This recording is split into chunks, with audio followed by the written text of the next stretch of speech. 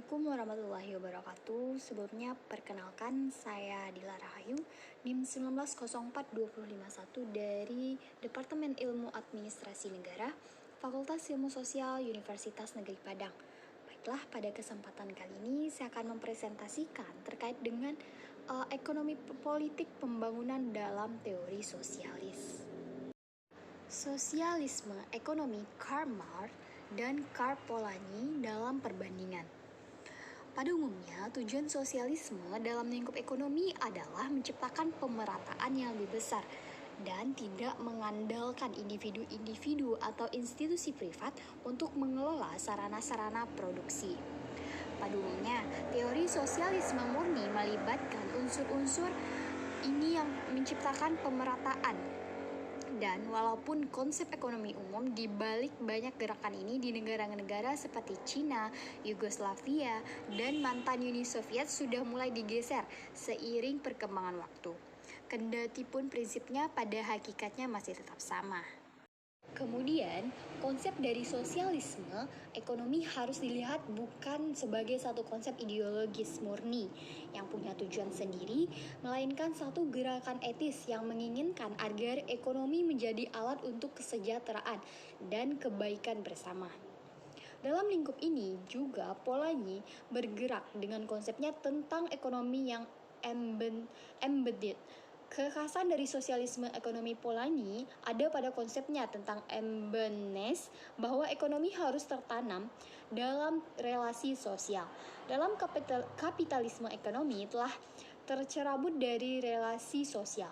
Ekonomi tidak lagi menjadi sarana untuk kesejahteraan bersama.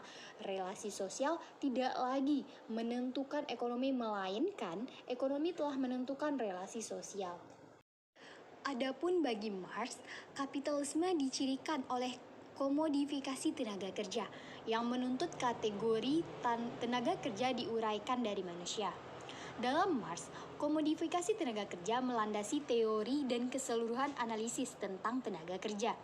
Proses komodifikasi ini mewarnai fetisisme komoditas. Sementara Polanyi menekankan pentingnya baik uang maupun tanah yang diperlukan sebagai komoditi.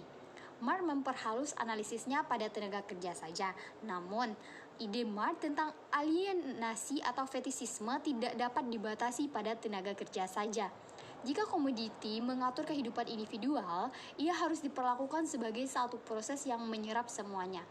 Itu menunjukkan bahwa Marx dan Polanyi menunjukkan pada hal yang sama dengan sudut pandang berbeda. Maka dengan demikian pandangan keduanya justru memperkaya dan mengukuhkan pendapat tentang adanya ketidakberesan dalam kapitalisme menyangkut komodifikasi. Selanjutnya, aspek dehumanisasi kapitalisme diangkat dan dijadikan landasan kritik terhadap kapitalisme baik oleh Karl Marx maupun Karl Polanyi. Dalam keduanya, kapitalisme adalah pelanggaran atas kekuatan hakiki manusia. Artinya, keduanya berpikir bahwa hakikat atau esensi manusia itu dikontradiksikan oleh esensinya di bawah kapitalisme.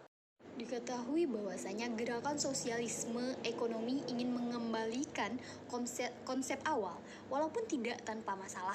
Berbagai upaya dan refleksi telah dilakukan, mulai dari yang radikal sampai yang lebih ramah.